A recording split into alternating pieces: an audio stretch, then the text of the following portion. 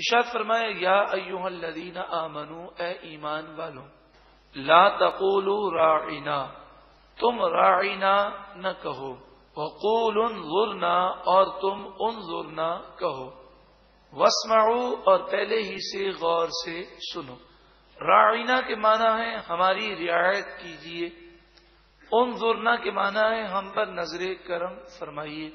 صحابہ کرام علیہم رضوان جب نبی کریم صلی اللہ علیہ وآلہ وسلم کی محفل میں ہوتے اور آقا دو جہاں صلی اللہ علیہ وآلہ وسلم کوئی بات ارشاد فرماتے، اور صحابہ کرام یہ اگر چاہتے کہ حضور اس بات کو دوبارہ دوہرا دیں تو یہ کہنا کہ آپ اس بات کو دوبارہ ریپیٹ کریں، صحابہ کرام اسے مناسب نہ سمجھتے، تو وہ اس موقع پر یہ جملہ کہتے راعنا یا رسول اللہ صلی اللہ علیہ وسلم، جس کے معنی بڑے پیارے ہیں کہ اللہ کے رسول ہماری رعایت فرما دیجیے۔ اس کا مفہوم یہ ہے کہ ہماری رعایت فرما دیجیے، آپ اس بات کو ریپیٹ کر دیں۔ لیکن یہودیوں کی لغت میں، عبرانی زبان میں راعنا کے بہت غلط معنی تھے۔ آپ جانتے ہیں لینگویج کا فرق ہو تو معنی چینج ہو جاتے ہیں۔ عربی میں تو بڑے پیارے معنی تھے، لیکن عربی سے ہٹ کر عبرانی زبان میں یہودیوں کی لغت میں اس کے معنی بڑے غلط تھے۔ اور دوسرا مسئلہ یہ تھا کہ بعض منافقین نبی کریم صلی اللہ علیہ وآلہ وسلم کی خدمت میں آتے تو وہ راعنا کو عین کو کھینچ کر پڑھتے، راعینا، اور زبان کو موڑ کر پڑھتے۔ اگر راعی کو کھینچ دیا جائے تو اس کے معنی ہوتے ہیں راعینا کے معنی ہے ہمارے چرواہے، نعوذ باللہ من ذالک۔ اب صحابہ کرام تو عقیدت سے کہتے، اور یہ کفار، یہ یہودی اور منافقین بے ادبی کے ساتھ اس لفظ کو کہتے اور بے ادبی کا معنی لیتے۔ قرآن مجید فرقان حمید نے مسلمانوں کو یہ لفظ کہنے سے منع کر دیا اور فرمایا کہ راعینا کی جگہ پر انظرنا کہا کرو۔ انظرنا سے بھی مفہوم تمہیں حاصل ہو جائے گا۔ انظرنا کے معنی ہے یا رسول اللہ ہم پر نظر کرم فرما دیجیے، تو مفہوم یہی ہے کہ نظر کرم فرمائیے، بات کو ریپیٹ کر دیجیے۔ لیکن فائدہ یہ حاصل ہوگا کہ انظرنا کہنے سے اب یہودیوں کو اور کافروں کو، منافقوں کو موقع نہیں ملے گا بے ادبی کا۔ قرآن مجید فرقان حمید نے بے ادبی کے مواقع کو ختم فرمایا۔ یا ایھا الذین آمنوا، اے ایمان والو، لا تقولوا راعنا، تم راعنا نہ کہو، وقولوا انظرنا، تم کہو انظرنا۔ لیکن یہ انظرنا کہہ کر بار بار نبی کریم صلی اللہ علیہ وآلہ وسلم کو بات ریپیٹ کرنے کی تکلیف نہ دو، واسمعوا، اور پہلے ہی سے غور سے سنا کرو تاکہ ہمارے محبوب کو بار بار دہرانے کی تکلیف نہ ہو۔ اس سے نبی کریم صلی اللہ علیہ وآلہ وسلم کی شان بھی معلوم ہوتی ہے۔ پورے قرآن میں یا ایھا الذین آمنو جتنے ہیں یہ سب سے پہلا ہے، اور سب سے پہلا یا ایھا الذین آمنو فرما کر ایمان والوں سے خطاب کیا گیا اور تعظیم مصطفیٰ کا درس دیا گیا، اور پھر نتیجہ بھی سنا دیا گیا کہ جو بے ادبی کرے گا وَلِلْكَافِرِينَ، اور کافروں کے لیے عذاب علیم، دردناک عذاب ہے۔ کہ حضور کی جناب میں اب جو راعینا کہے گا اور بے ادبی کا مرتکب ہوگا وہ اسلام سے خارج ہے اور کافر کے لیے دردناک عذاب ہے۔ اللہ تعالی ہم سب کو حضور کی تعظیم و توقیر اور حضور کا ادب نصیب فرمائے۔ کچھ یہودی مسلمانوں کے پاس آئے اور کہنے لگے کہ ہم تمہارے خیر خواہ ہیں، ہم تم سے دوستی کرنا چاہتے ہیں، دوستی کا ہاتھ تمہاری طرف بڑھا رہے ہیں۔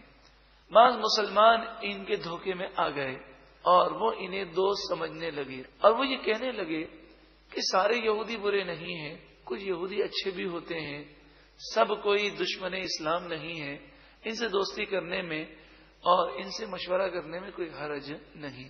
قرآن مجید فرقان حمید کی آیت نازل ہوئی، ما یود الذین کفروا من اہل الکتاب وللمشرکین، کتابی کافر اور مشرکین نہیں چاہتے ان ینزل علیکم من خیر من ربکم، کہ تم پر تمہارے رب کی طرف سے کوئی خیر نازل کی جائے، یہ تمہارے دوست ہو ہی نہیں سکتے، بلکہ اللہ تعالیٰ جب تم پر نعمت نازل فرماتا ہے تو وہ بھی انہیں بری لگتی ہے، تو یہ تمہارے خیر خواہ کہاں سے ہیں؟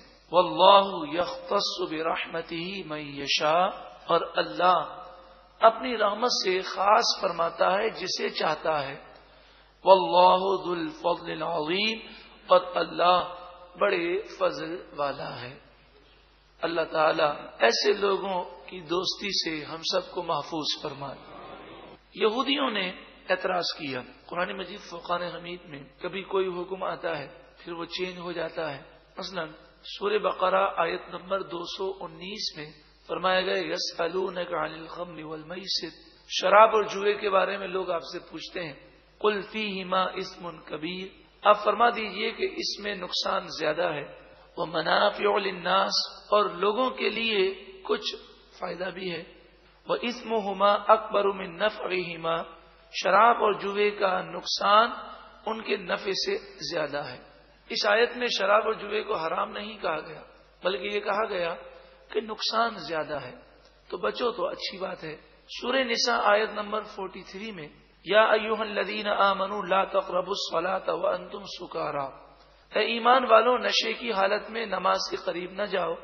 اس آیت کے نزول کے بعد نماز کے اوقات میں مسلمانوں پر شراب کا پینا حرام کر دیا گیا، اس کے علاوہ شراب پینا حلال تھی۔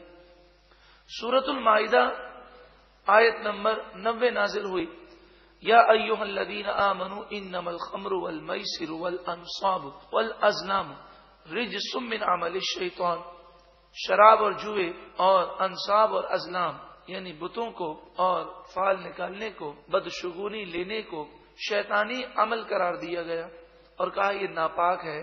فاجتنبوہ لعلکم تفلحون، تم ان چیزوں سے بچو تاکہ تم اللہ تعالی کی بارگاہ میں فلاح پا جاؤ، کامیاب ہو جاؤ۔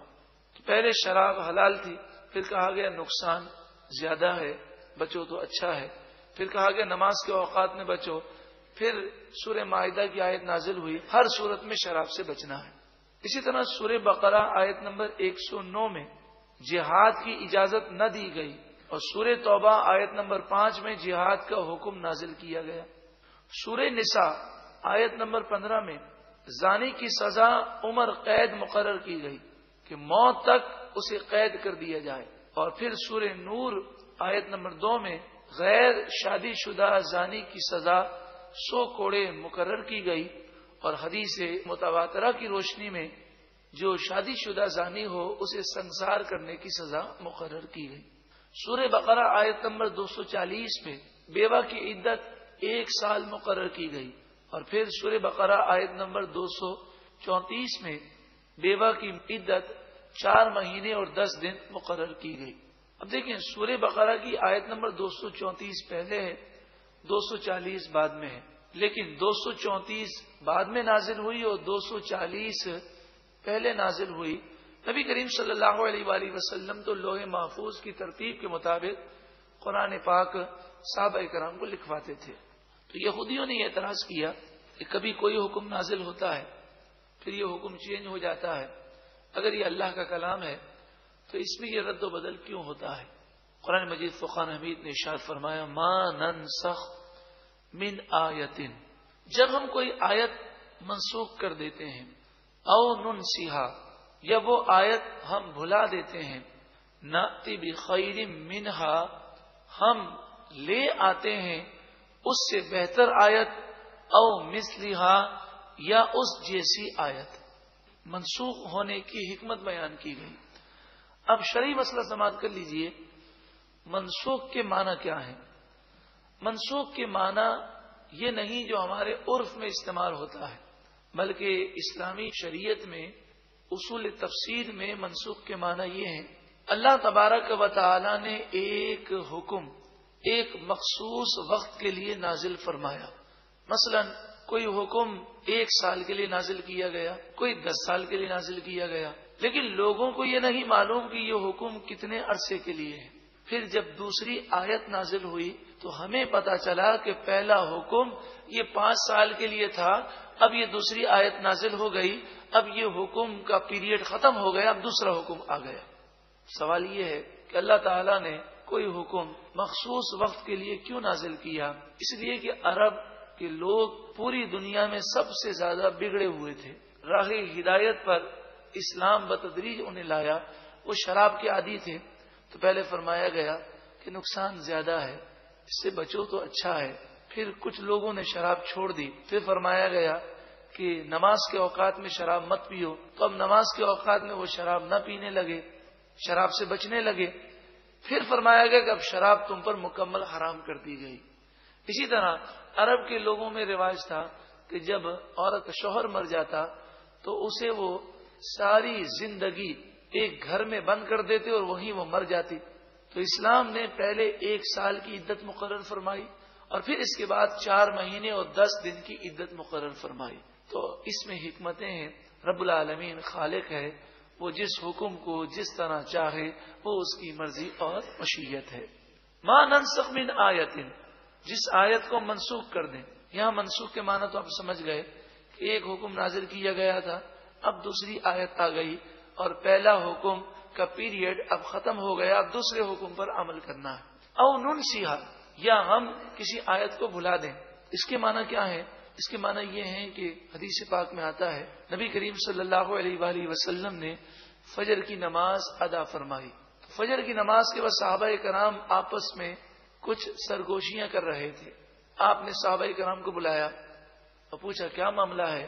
تو کئی صحابہ کرام نے کہا کہ ہم تہجد میں چند آیتیں پڑھا کرتے تھے، جب ہم نے اس سورت کو پڑھا تو وہ آیتیں ہم بھول گئے اور وہ آیتیں ہمیں یاد نہ رہیں. اور کئی صحابہ کرام نے کہا کہ آج رات کو یہ آیتیں ہمیں بھلا دی گئیں. عقید جہاں صلی اللہ علیہ وآلہ وسلم نے فرمایا جن چمڑوں پر اور جن پتوں پر یہ آیتیں تم نے لکھی تھیں انہیں جا کر دیکھو. جب صحابہ کرام نے دیکھا تو وہاں سے بھی وہ آیتیں اٹھا لی گئی تھیں. آپ نے فرمایا آج رات یہ آیتیں اٹھا لی گئی ہیں. او ننسیھا سے یہ مراد ہے. الم تعلم ان اللہ علی کل شیء قدیر، اس پر اعتراض کرنے والا سن لے، کیا تو نہیں جانتا بے شک اللہ تعالی ہر چاہت پر قادر ہے، وہ جو چاہے کر سکتا ہے. الم تعلم، اے سننے والے کیا تو نہیں جانتا ان اللہ لہ ملک السماوات والارض، بے شک اللہ ہی کے لیے آسمان اور زمین کی بادشاہت ہے. وما لکم من دون اللہ من ولی ولا نصیر، اور اے اعتراض کرنے والوں جب تم پر اللہ کا عذاب آئے گا تو اللہ کے عذاب سے مقابلہ کرنے کے لیے نہ کوئی تمہارا دوست ہے اور نہ کوئی مددگار ہے. ام تریدون، اس آیت کریمہ میں نبی کریم صلی اللہ علیہ وآلہ وسلم کا ادب سکھایا گیا اور مسلمانوں کو کہا گیا کہ حضور سے فضول سوالات نہ کرو. ام تریدون، اے مسلمانوں کیا تم ارادہ کرتے ہو ان تسألوا رسولکم، کہ تم اپنے رسول سے اسی طرح سوالات پوچھو. کما سئل موسیٰ من قبل، جیسا کہ موسیٰ علیہ السلام سے سوالات پوچھے گئے اس سے پہلے. اور فضول سوالات نبی سے کرنا یہ بے ادبی ہے، یا اس لیے سوال کرنا کہ نبی عاجز آ جائیں، یہ تو کفر ہے. وَمَن يَتَبَدَّلِ الْكُفْرَ بِالْإِيمَانِ، اور جو کوئی ایمان کے بدلے کفر حاصل کرے، کفر لے لے، فَقَدْ ضَلَّ سَوَاءَ السَّبِيلِ، بس بے شک وہ سیدھے راستے سے بھٹک گیا. اللہ تعالی ہم سب کو ایمان کی سلامتی نصیب فرمائے. یہودیوں میں سے کچھ یہودی حضرت حذیفہ بن یمان اور حضرت عمار بن یاسر رضی اللہ تعالی عنہم کی خدمت میں حاضر ہوئے غزوہ احد کے بعد. اور ان یہودیوں نے آ کر حضرت عمار سے اور حضرت حذیفہ سے یہ کہا کہ یہ بتاؤ غزوہ احد میں 70 مسلمان شہید ہو گئے، ہر مسلمان زخمی ہوا، کتنی تم پر مصیبت آئی. اگر یہ دین اسلام سچا ہوتا تو تم پر یہ مصیبت کیوں آتی؟ تم اس کا جواب دو اور اب تم یہودی مذہب اختیار کر لو. تو حضرت عمار اور حضرت حذیفہ رضی اللہ تعالی عنہما نے یہ خیال فرمایا کہ یہ نادان لوگ ہیں، یہ مصیبت آنے کی حکمت کو کیا سمجھے. یہ مصیبت نہیں تھی بلکہ یہ تو آزمائش تھی. یہ تو رہتی دنیا تک مسلمانوں کے لیے سبق تھا کہ کیسے بھی حالات آ جائیں مسلمان کبھی میدان جنگ سے نہ بھاگیں اور وہ ثابت قدمی کا مظاہرہ کریں. یہ تو آزمائش تھی، یہ تو امتحان تھا. تو حضرت عمار اور حضرت حذیفہ نے جب یہ خیال کیا کہ یہودی اس بات کو نہیں سمجھ سکتے تو آپ نے فرمایا یہ بتاؤ یہودی مذہب میں وعدہ توڑنا کیسا ہے؟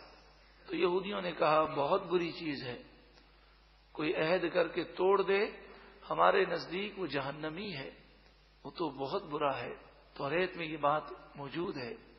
آپ نے فرمایا تو سن لو، میں نے یہ عہد کیا ہے کہ جب تک میری زندگی باقی رہی میں حضور سے بے وفائی نہیں کروں گا اور اسی دین اسلام پر ہمیشہ رہوں گا.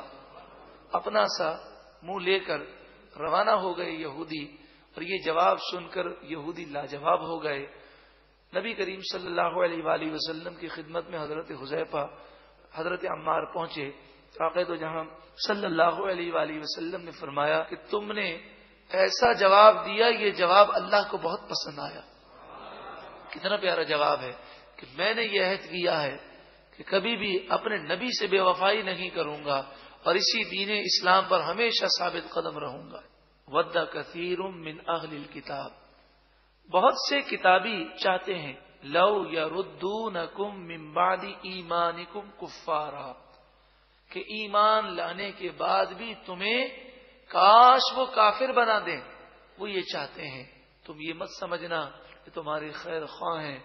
حسدا من عند انفسہم، یہ اپنے جی میں تم سے حسد رکھتے ہیں، یہ جلتے ہیں تم سے.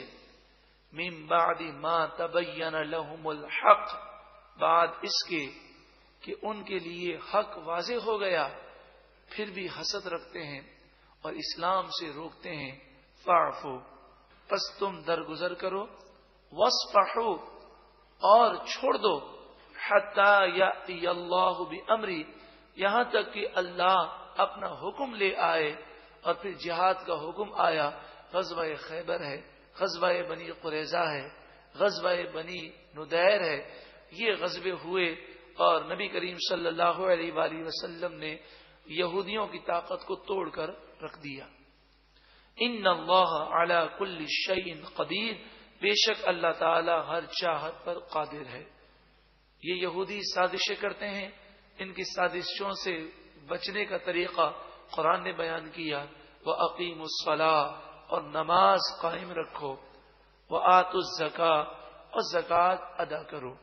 اور ایک خاص چیز پر تمہیں توجہ دینی ہے.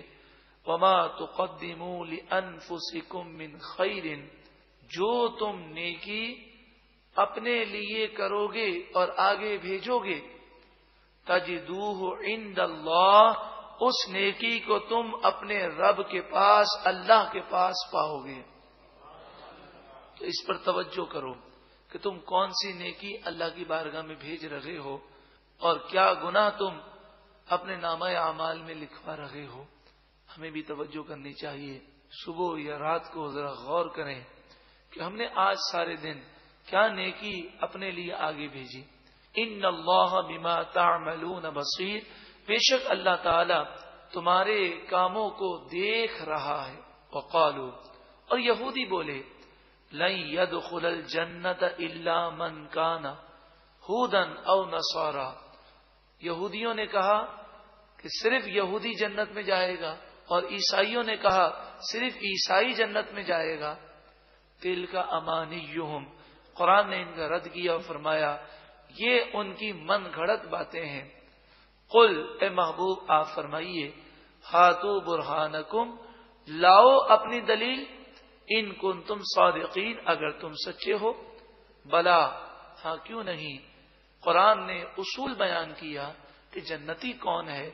من اسلم وجہہ للہ، جو اپنا چہرہ اللہ کی بارگاہ میں جھکا دے، اسلام لے آئے. وہو محسن، اس حال میں کہ وہ نیکوکار ہو.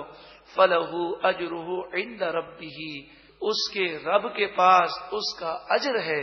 ولا خوف علیہم ولا هم يحزنون، اور نہ ان پر کوئی خوف ہوگا اور نہ وہ غمگین ہوں گے.